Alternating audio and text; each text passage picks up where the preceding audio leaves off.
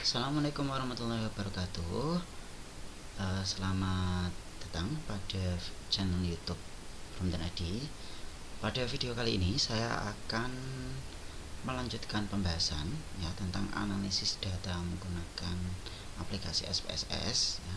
Untuk video kali ini saya akan membahas tentang bagaimana cara menentukan uji homogenitasnya. Dengan menggunakan SPSS, uji homogenitas juga bisa dicari ya.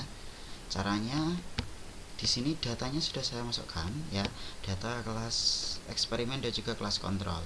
Kemudian kelas eksperimennya saya beri kode 1, kelas kontrolnya di sini saya beri kode 2 ya. Ada 20 data kelas eksperimen, 20 data kelas kontrol. Kemudian di sini namanya juga saya ubah, sudah di sini prestasi belajar atau saya singkat pres_bel. Kemudian yang bagian keduanya kelas. Kemudian dipastikan juga desimalnya di sini kita nolkan. Selanjutnya measure-nya di sini kita ganti dengan scale ya. Oke, kalau sudah data sudah bisa dianalisis ya.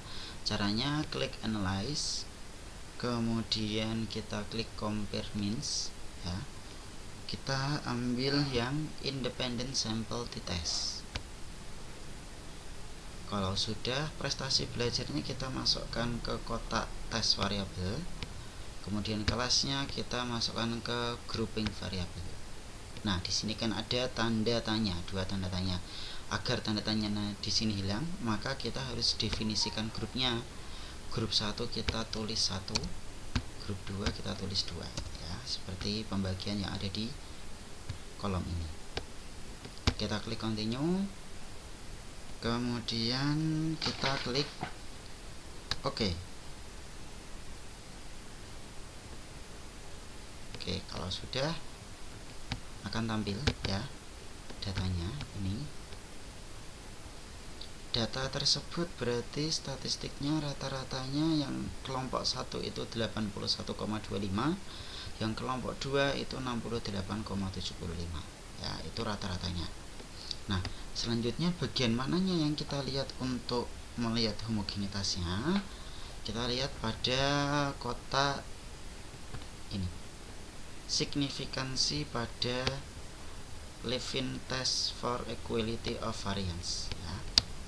Sebelumnya harus dipastikan dulu sudah membuat hipotesis uji homogennya ya. Biasanya untuk hipotesisnya H0 nya itu variansinya dianggap sama untuk kedua kelompok, H1 nya variansinya dianggap tidak sama untuk kedua kelompok. Nah, dengan taraf signifikansinya biasanya 5%, maka ketika signifikansi di sini nilainya lebih dari 5% atau lebih dari 0,05, maka dianggapnya H0 nya memenuhi. Kalau H0 nya memenuhi berarti variansinya dianggap homogen gitu ya. Nah, di sini signifikansinya 0,869, itu artinya signifikansinya sekitar 86,9%. Karena nilainya lebih dari 5% atau lebih dari 0,05, maka H0 nya diterima, berarti variansinya dianggap sama. Jika variansinya dianggap sama, berarti datanya dianggap homogen ya. Nanti tinggal dideskripsikan saja pada bagian bawah kolom ini. Nah, selain untuk mencari homogenitasnya, sebenarnya independent sample test ini juga kita gunakan untuk mencari uji T ya. Untuk mencari uji T di bagian t-test for equality of means ini, signifikansinya di sini dipakai untuk melihat nilai t-testnya ya. Nah, berarti signifikansi ini nanti kita bandingkan dengan taraf kesalahan 5% nya ya. Nanti akan saya bahas pada video selanjutnya untuk bagaimana mendeskripsikan atau mengartikan dari bagian kolom ini ya. Terima kasih sudah menonton video ini. Jangan lupa untuk menonton video-video yang lainnya. Semoga bermanfaat.